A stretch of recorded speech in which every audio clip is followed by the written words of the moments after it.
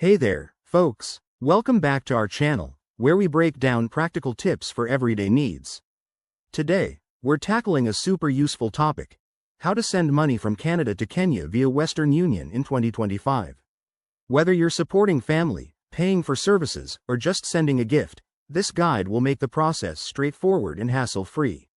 Let's dive right in. First off, why choose Western Union? In 2025, it's one of the most reliable options for international transfers, offering speed, security, and competitive rates. But before you start, make sure you have a few essentials: a valid Canadian bank account, your ID for verification, and the recipient's details in Kenya, like their full name and location. Step 1. Head to the Western Union website or app.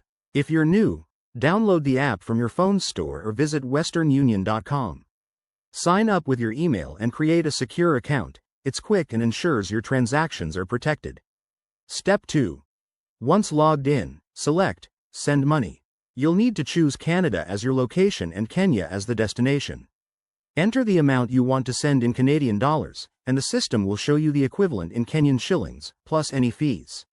Step 3. Provide the recipient's information accurately. Double-check their name, address, and phone number to avoid delays. Western Union might ask for additional details for compliance, especially in 2025 with updated international regulations. Step 4. Review and confirm. You'll see a summary of the transfer, including exchange rates and costs. Link your bank account or card to pay. Transfers usually process in minutes to hours. Step 5. Finally, notify your recipient.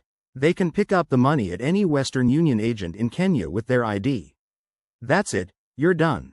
Remember, always keep an eye on exchange rates and fees to get the best deal. If you run into issues, Western Union's customer support is top-notch.